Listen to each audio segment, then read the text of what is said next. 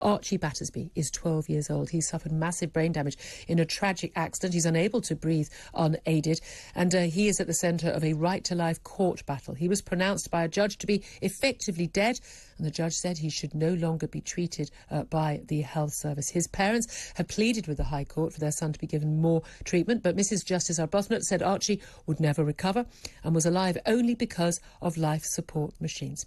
His 46-year-old mother, Hollie Dance, has said his heart is still beating. He's gripped my hand, and as his mother, my gut instinct is that I know my son is still there. We intend to appeal, will not give up on Archie. Well, Hollie Dance joins us right now. Good morning to you, Hollie. Good morning. I cannot imagine what you as a mum is going through right now with your 12-year-old in hospital, unable to breathe, unaided, and now to have a judge say, basically, he's brain dead. He has no hope. Why do you believe that the medics and the judge have got it wrong, and that he should be given another chance? Obviously, I live at the hospital. I've been there for the last 8 weeks. I see the different.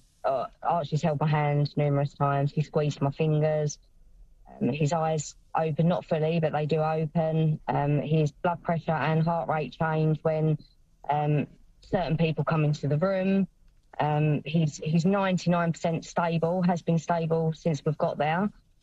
I just know he's there. I know he's there. It's a mother's instinct and those clear signals. And of course, we've seen so many miracles over the years. I mean, it's not that common, but there've been enough where people have come out of comas, people who've been thought to be brain dead, exactly, come out, and you're pinning your hopes on that.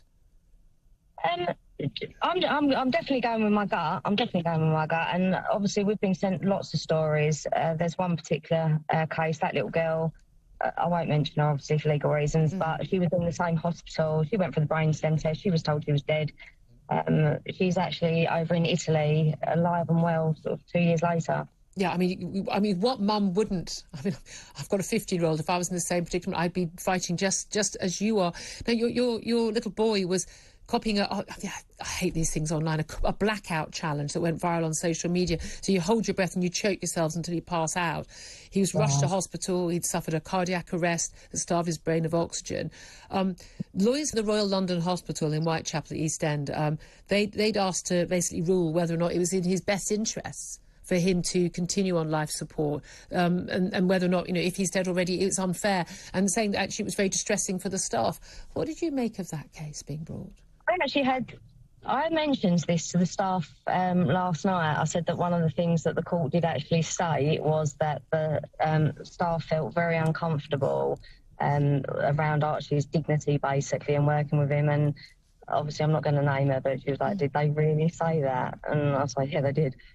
It's not the case at all. In fact, the nurses actually, they all come into Archie's room because it's actually a really chilled out room. We've always got his oils going where his feet are being, like, we have reflexology on his feet.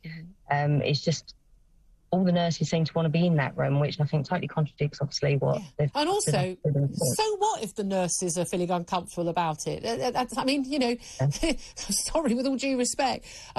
What is the next stage? Because you're going to appeal this decision. 100%. I don't plan on giving up yet. I think people are quite shocked.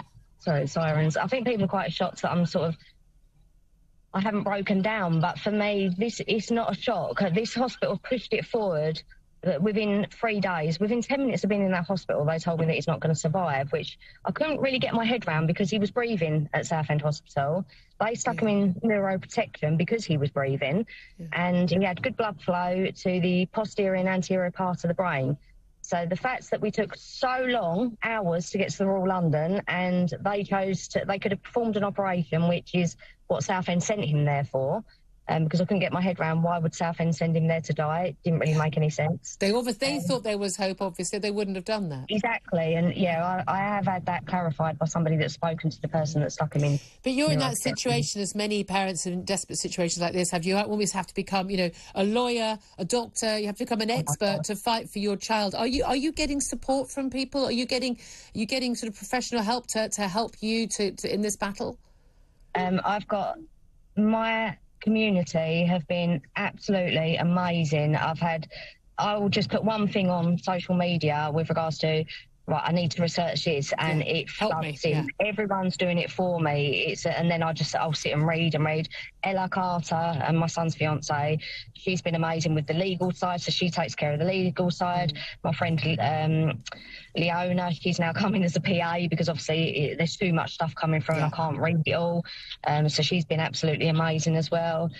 My friends, I've got a really good sort of support around me. Archie's Army, oh my God, they've been amazing. Well, you know, I'm glad you've got support. It's going to be a very tough fight. I can't believe there's a single parent who doesn't feel just for you and cheering you on. I mean, some people would say maybe the medics are being cruel to be kind, but you know what? While there's still hope, I don't know a single mum who would ever pull that plug, I have to say.